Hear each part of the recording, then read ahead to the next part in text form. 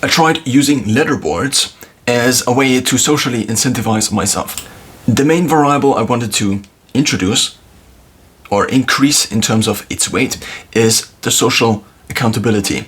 By having other people that actually do similar things, I seem to notice that I compare myself against these people, and the better these people do, the more I seem to be incentivized by this.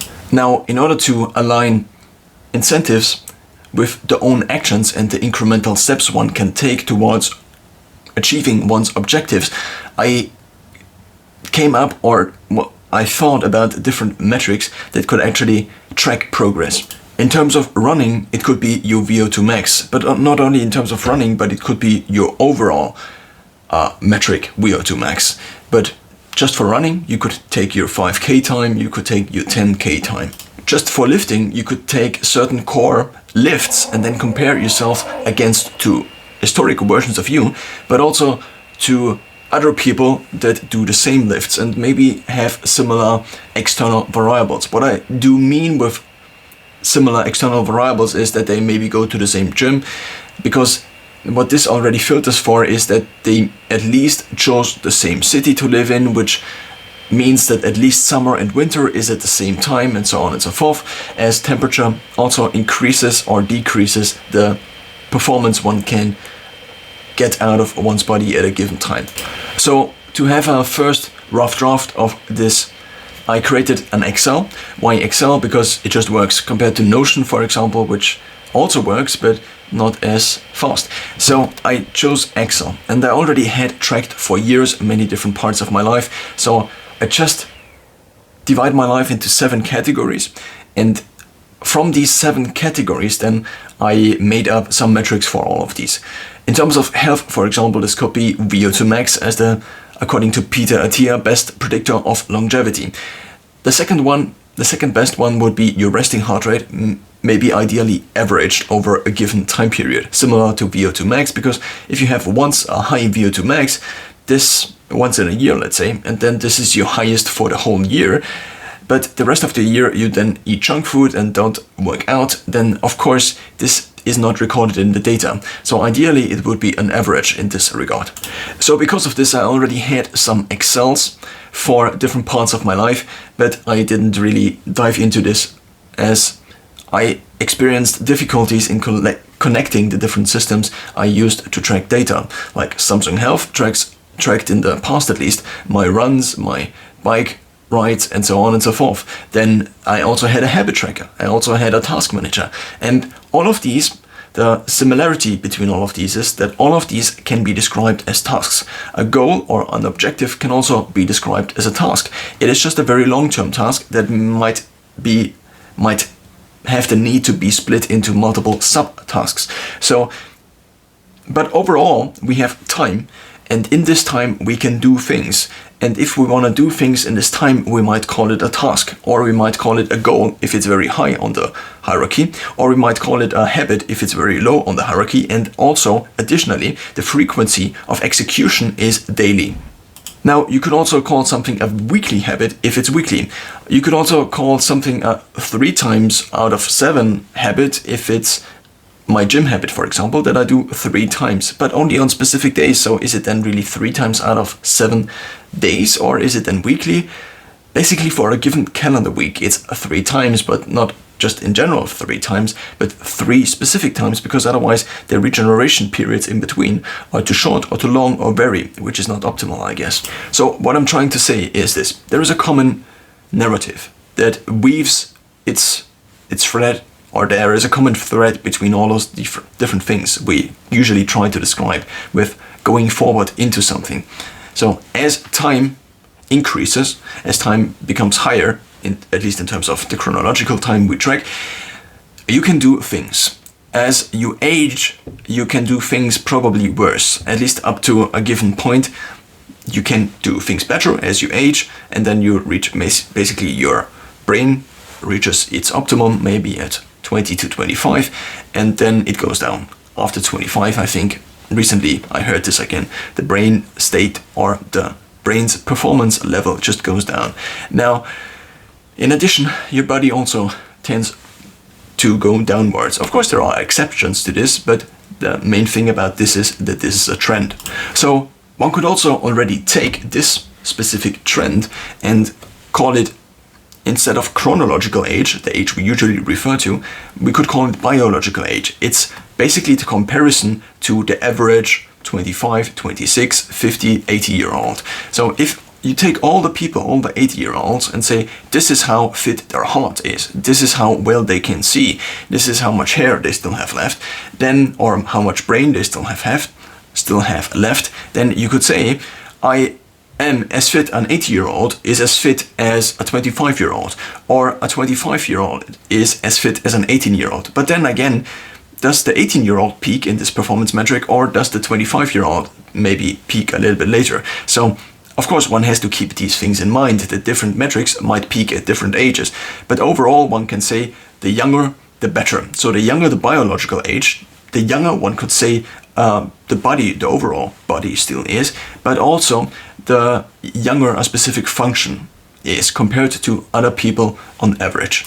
And not only compared to other people on average, but compared to other people that have basically the same age. And this, therefore, for at least health, would be a very nice number that is very easy and very simple to grasp, because we already refer to us as chronologically this old, and we just then say, okay, but how old is my body actually? How fit I am is more close to me being 5 years older, or 10 years older, or 5 years younger.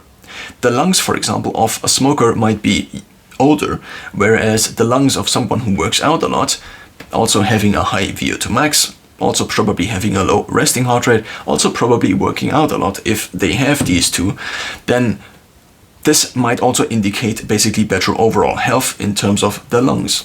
So I took a few metrics that I thought were useful, and that I thought if I now want to optimize these, I would have ideally the following two functions. So the first function is, so I just moved to this here because I think I need some visual space. So if we have a function such as your VO2 max, then over time your VO2 max goes down. So this means as you increase and also as you reach your ideal height, and then you are basically an adult, of course there is a performance built up, you could kind of say. Let's just assume it's linear. And then after this time it goes down.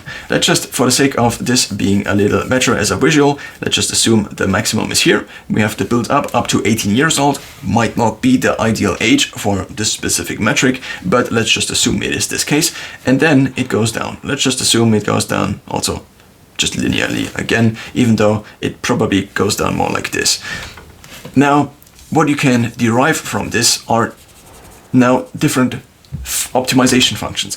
I think the ideal optimization function that is very easy to grasp and very easy to understand is if something, oh, there is still something left here, or let's put it like this. There are two criteria for a good optimization function. Ideally, more should be better, and ideally, the unit of more, so incremental increase or a marginal increase in the metric, in the metric's value, should also align with the incentives it gives out. So what do I mean by this?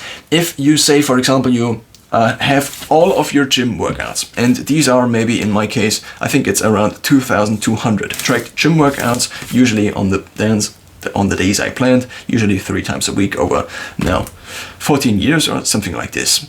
I just use this in order to show off. So if you now have such a number, and you have it like this, then it seems as if you can just increase this metric by increasing the workouts. What this would lead towards is that you do as many workouts as you can in a given day, in a given week, in a given month. But that's not ideal. Why? Because the ideal workout, at least in my case, in terms of time optimization, but also in terms of regeneration, and in terms of trying to progress with my lifts, seems to be 3 times a week. So if I do more than this, then it leads to a sub-optimization. So therefore, just increasing this leads to a misaligned behavior. Because the ideal behavior, if you just wanted to see this, would be then to do it as often as you can in order to increase this number as fast as possible. So what results out of this is that the actual ideal optimization or the actual ideal incentive that would derive from this optimization function would be that you just work out the prescribed or the self-planned 3 times a week and not more and not less. Because as again, my calisthenics session on Sunday showed, if you do a little bit more, then you might not be able to do bench press the next day because you might have the risk of this tearing even more. For those just listening, I do have a slight skin tear off in my left hand from my calisthenics workout. So what we already begin to see is that it is very, I think, complicated. Maybe it's also complex, not just complicated, to actually create metrics that align with the incentive, or that create an incentive that is actually aligned towards the ideal goal, which in this case is not to just increase the number of workouts, but to just do 3 workouts every single week, and even not more than this. Even though I go to the gym on Sundays, not on Sundays, but on Saturdays, for example, I do different things, but I usually don't hit the exact same muscle groups. And I also then additionally have Sunday to regenerate. So this is kind of an exception to this rule. If we now go back to this function here, for a 5-year-old, what is the ideal optimization in terms of biological age? Should he try to reverse his biological age down to -7? Maybe not. And also -7 is not something that really exists, even though -9 months, so maybe -0.7 or 0.8 years, actually does kind of exist, because we only count age as a person is born. But of course they exist before. They exist about 9 months before. In different stages. One might call this already a human, one might not. But what I'm trying to say with this is that there are periods in this graph, at least in this biological age graph, that we cannot really optimize or include in our optimization. So therefore, the ideal function would be a function that with increased metrics would just create an incentive that actually does exactly the right thing, that is the exact right behavior. But seldom, I would say, we have those functions. So we, again, either try to have functions, so we either change the metric in order to accommodate for this, and to then just have functions that are as simple as, if I increase by 1 unit, then this is good, and this also is ideally incentive aligned. And this can go on till infinity. Now, example of this would be, within a given day, I can only do a thing once, and this would be the habit, and as days continue, I just do the thing once and it linearly increases. So the metric is already defined as something you can only do daily. So this is the result, basically. We adapt the metric to include the frequency of the habit, or to include the frequency at which the task needs to be performed, ideally and optimally. Of course, both the same words, I just use them in order to make the point better. So if we now have a function like this in terms of biological age, then what we can just do in order to now turn this into a very simple linear function is that we just cut it off like here. Of course, it then might not be linear, but it still might be useful, because as you have a higher VO2 max, for example, or a higher biological age, in terms of biological age is actually the reverse, because you actually want a lower biological age. So this would only be useful for VO2 max, not for biological age. So let's just say this is VO2 max. If we have a higher VO2 max, then this means a lower, or this predicts a lower mortality. So as we have it higher, it means that probably it means that we are less likely to die within the next year. So as we have this, of course, we are now excluding all of this here, because you have to grow up, and maybe there is also another part of this function actually, as maybe you exceed 100 years, maybe you already are excluding a lot of the population that didn't make it to 100 years, and therefore now a lot of variables that usually bring people down as they age are not in play anymore, because the people that are left are kind of the filtered out people that have better health for some reason anyway. And so this function might look like this, or I don't know.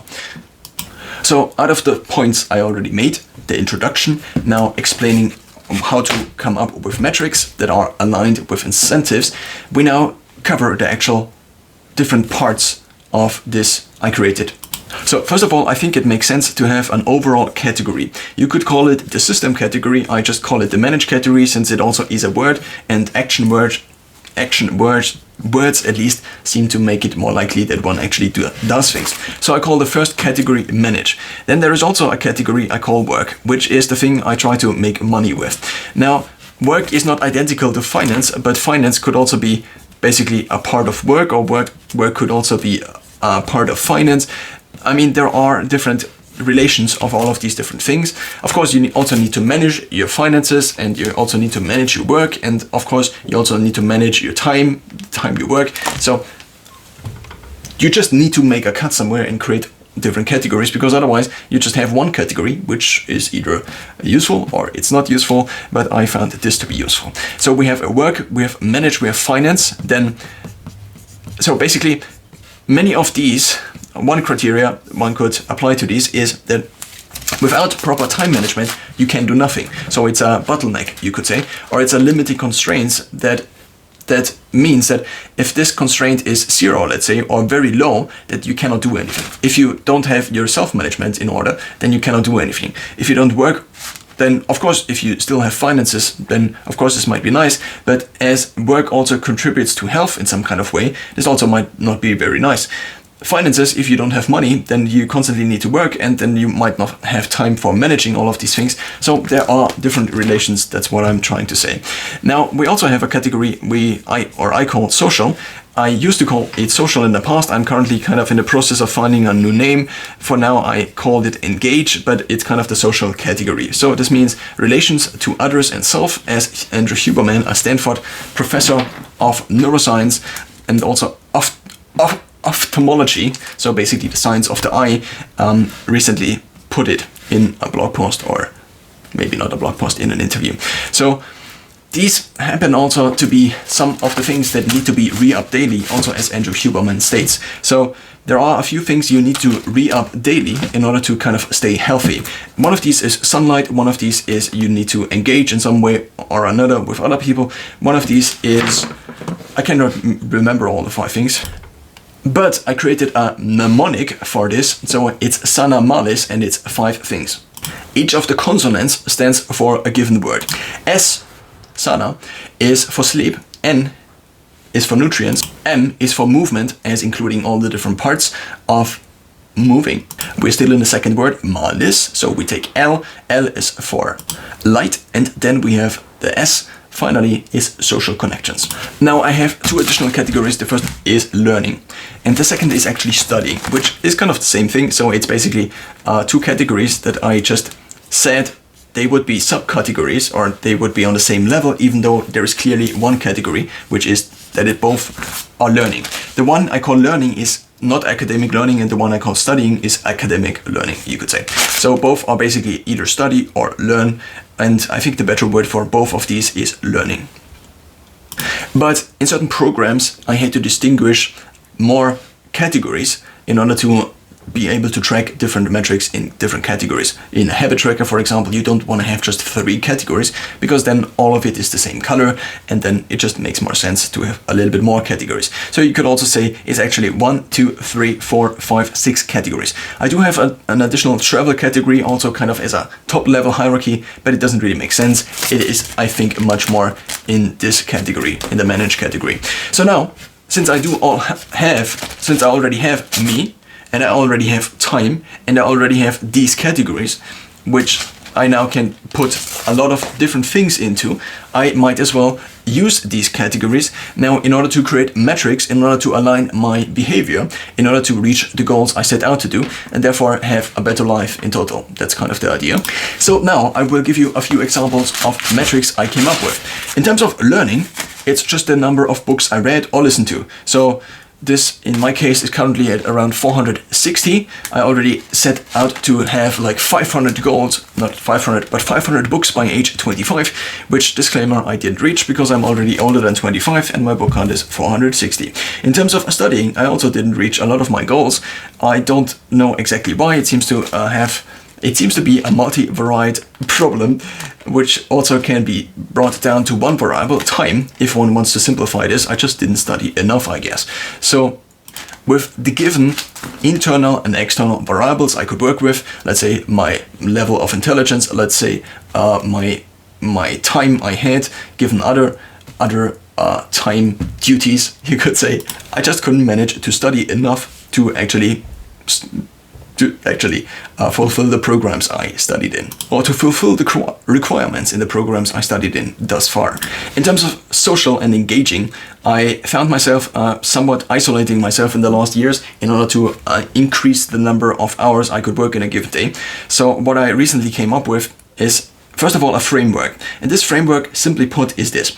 I am either in work mode or I'm kind of in social mode. The social mode, so these two modes are different in many ways, I would say, and they also seem to have overlap with a lot of other things. So very simplified, you could say the work mode is the work in which I am at highest, at my best, and the other mode, which also happens to be the social mode, which also happens to be kind of the rest and digest mode, is kind of the mode I am in if I'm social. Of course, it's not that these two are extremes, but much rather it's that these two are just extremes, and so therefore it's more of a spectrum. As you go along the day, you might move more into the rest and digest, or you might more be in the alertness thing. If I'm too alert, then I actually seem to not want to talk to people because I want to use my time useful, or more useful compared to listening to somebody else telling you something about themselves, or maybe you're also learning from them. But if I already have things I wanna, well, I'm circling around the same thing. So let's continue. So I came up with the base metric, kind of. So what would be the ideal metric I could track, that I also could track, so therefore I wouldn't make up data. I think this is also very important, that it would end up with me engaging properly and better. So I thought of this, at least in terms of the social thing, as a funnel. And I think there are many different parts of life you could also say are a funnel. If now, these are all the people I speak to. So basically, whenever I have spoken to another person or another person spoke to me, it's in this bucket here. So as this bucket is there, a certain number of these people, maybe it's half of them, maybe it's 10%, are actually people I will speak to again. Out of these people, then a certain number translates to people I speak to or I interact with on a certain frequency, in a certain frequency. So this could mean maybe once weekly or maybe every month. And out of these people, a few people might become acquaintances, and out of these people, a few people might become my friends, and out of these people, I might actually find a partner to create a family with. And so what I'm trying to say with this is that it seems to be a funnel. So what is the thing I can track, and what is the thing that also creates the right incentive? At which level should I basically at which level does it make sense to have the metric that then aligns my behavior or creates the right incentive? I think it makes sense at this level, at least to some extent. Of course, I could talk to them, let's just say, these are the friends, and I could, of course, talk longer and more to the friends I already have, but I might get on their nerves if I do this too much. I could also talk more to, I think actually these were the friends. So I could invest more time into what is already established, but as life continues, you get to know more people anyway. You might say, okay, I get to know more people anyway, but if you want to ideally incentive align this, and this is just the thing I came up with, I think ideally you at least have either you basically attack this system at different levels, or you just have one level that is very easy. Of course, you can also create different metrics for different parts of this. So you could say, okay, what is the number of phone numbers I have in my phone book? And these need to be friends. It cannot be your doctor's office, which also could count as a phone number, which would be kind of a metric that to some degree at least indicates or correlates with the number of friends you have. You could also say it's your Facebook friends, your Instagram friends. Now, at this level here, what I created is a metric called talking to strangers. So whenever I am the initiator of a conversation with a stranger that I previously didn't speak to, I call it TTS, talking to strangers. It's actually kind of an adaptation from a book I read by Malcolm Gladwell, which was not about this topic, but nevertheless, it was called Talking to Strangers. And so this, again, is a count And in order to now increase this count, I have to track a certain event by adding a short description into a list. Let's say I said this thing to this guy at this location.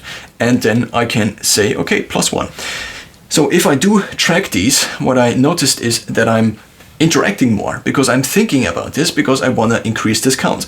So as then maybe this trickles down, I also increase my conversational time. And ideally, I find overall, the bigger this gets, the more or the better basically the outcome gets. If I only have one person overall I talk to in my entire life, then this one person might also be the person I talk to frequently, or twice and then frequently, and this person might become an acquaintance or a friend, or might become my partner or a very good friend. So if I only have one person, then the chances that my interests and the interests of this person overlap are quite low. So therefore, the more people you have in your funnel, the bigger your network is, the higher the chances is that there are people that you actually overlap with to a greater extent. So again, I think this to some extent made sense, so I made up this metric. Now I will include a few other metrics, but without explaining too much about it, because if I explain every single metric, then I am here in 2 weeks, so this would not be something that is maybe an ideal use of my time, and also it would probably not be an ideal use of your time. So I just explain a few other metrics, or mention a few other metrics. In terms of studying, you can just take the credits you usually get and say, okay, the more credits I have, the more progressed in studying I probably am. In terms of learning, the book count might be useful. What I also included for myself, because I have been listening on the same app for years, is that I just have the listening hours, but not only the listening hours, but actually it's days at this time. So overall it's listening time. So for me it's 106 total days, which I think is quite a number, and I obviously want to increase it even more because I now know this number. If I didn't know about it, I probably wouldn't think about increasing it. So again, it speaks to the validity of creating such a system.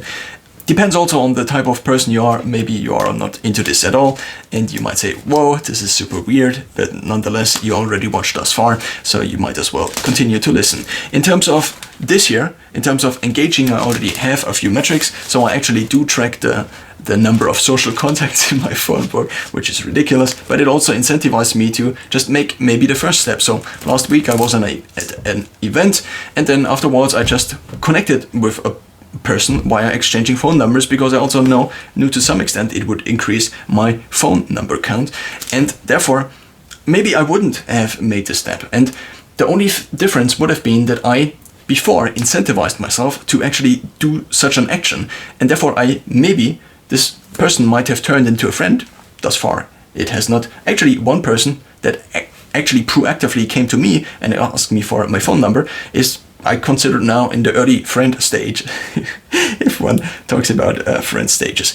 So again, it created a behavior, it created an adaptation, because I had this back structure. After all, it's just how you think about things. And if you need to make up something like this in order to talk to people, then maybe you might as well do it. So in terms of health, VO2 max is one. Resting heart rate would be a separate one, because VO2 max is somewhat difficult to measure. It's also very strenuous to measure, so you could also replace it with the second predictive metric, according to Rohan Francis, a doctor on YouTube, whose channel is called A Midlife Crisis, who mentioned that you could also take resting heart rate. I then added to it that maybe it's an average, because the resting heart rate of you in a given minute might not be very indicative of your overall mortality, but over the last 10 years it might be a little bit better, or over the last year.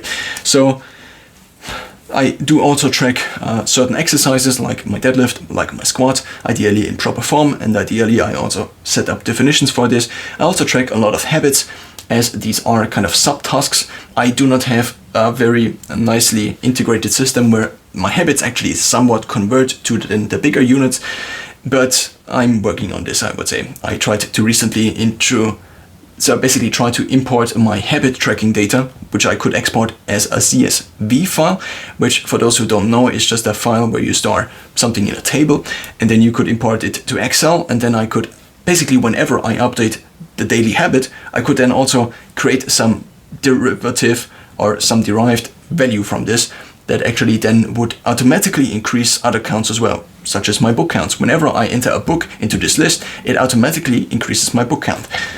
So this would also be something to take a look at. In terms of finances, I have the net worth, but it seems to be hard to calculate it, because if you have different assets, like stocks, for example, at which point in time do you actually then evaluate these, because they actually kind of go up and down. So what might be useful again is an average over the last year. Let's say you take 12 months. I actually just showed 5, but if you take 12 months and then you take the average of, let's say, 1 day of a given month, then this might also be a better value, because then for a given year you have an average, and then you can just track the average for a given year, which then might vary less over time.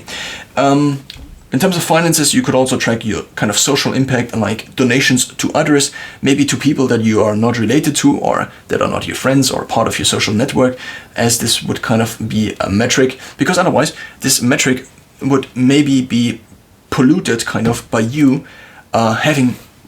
inviting a friend to dinner, but then the friend invites you to dinner. So overall it's kind of a net zero, but you still would have it tracked in your system without tracking basically the reverse action, the reverse altruistic action of the other people then inviting you to dinner. So therefore I think it would, at least as of my thinking as of now, it would make sense to maybe track donations to non-related parties. But of course, maybe you want to feel the impact to some extent, maybe you want to influence the outcome to some extent, like I donated to this and then I also might ask a few questions about this. I don't know exactly. In terms of working hours is again a seemingly good metric, but it leaves out the efficiency. So I could just sit around and make a video that lasts 30 minutes, and it might not be as productive as if I have split the 30-minute video into a video that is only 15 seconds long, but 200 times this video. So I could have created a lot of different videos in this time, and this is something right here is something that constantly filters. Everything I say is basically a filter for, do you want to still watch this? Do you want to still watch this? But if instead I split all of these, again, similar to the overlapping interests, if you have 5 interests and then you and I, so you as the viewer and I as the one who has all the interests and tries to tell you something about these, have to overlap with every single one of them. As time continues and I talk about more points, instead of interests, you can think about these as points. As the author of the book Atomic Habits, a book on habits, put it very nicely, you do not rise to the level of your goals, you fall to the level of your systems. I therefore created this system for myself in order to account for all the different states, of all the different mental states I am in. One could also see life, or one perspective on life would also be, or a useful skill for life could also be the ability to change roles or to change mental states. So if I, for example, am going to the gym and I also have a few people I know in the gym, then if I talk to these people while I work out, then I notice that I'm not working out. So therefore, what I usually try to do in the gym is to not talk to people and to just be in a focus mode, even having earplugs in, and then afterwards I can talk to people. But then when is the cutoff? And this was a very difficult thing for me, because when do I switch from this one role into this other role, from a very work-focused mode into a social mode? And the trigger for this is that I would basically bridge this by having a habit that intertwines these two. So whenever I'm at the gym, but I then have worked out, because I made all of the structure up, I can now say, okay, now if I happen to talk to somebody, then I have maybe 5 minutes in total, maybe talk to 2 people, or I might just leave.